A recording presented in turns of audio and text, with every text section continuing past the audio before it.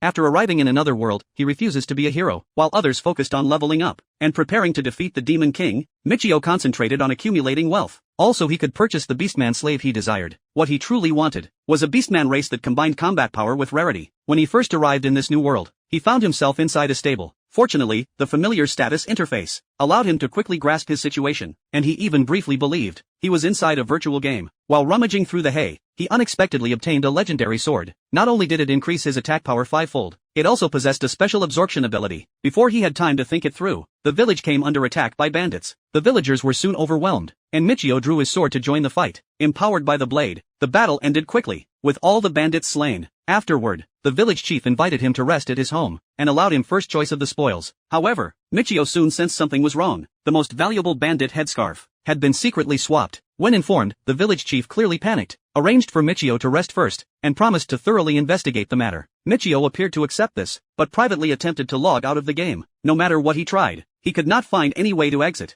After repeated failures, he finally realized this was not a virtual world, which meant the bandits he had killed earlier were all real people. After a brief wave of fear, he chose to accept reality. In this world, survival itself came at a price. Not long after, the village chief identified the villager who had swapped the loot. According to village law, the thief would be sold into slavery, with half of the proceeds paid as compensation to the victim. This was the first time Michio clearly felt the cruelty of this world, and the first time he realized he was gradually adapting to its rules. The next day, he traveled to the city with a merchant caravan, bringing along his share of the compensation. Along the way, he learned of a place in the city called the Pleasure House, which specialized in slave trading. The villager was eventually sold for 30,000, and Michio received half. Once the money was in hand, he fell into a brief period of confusion. Could he truly establish himself in another world, all on his own? At that moment, a slave trader called out to him and suggested a private conversation. Michio did not refuse. He soon discovered that the man's true intention was to sell him a slave. A young girl nearby was pouring water. Her physique was strong and well-built.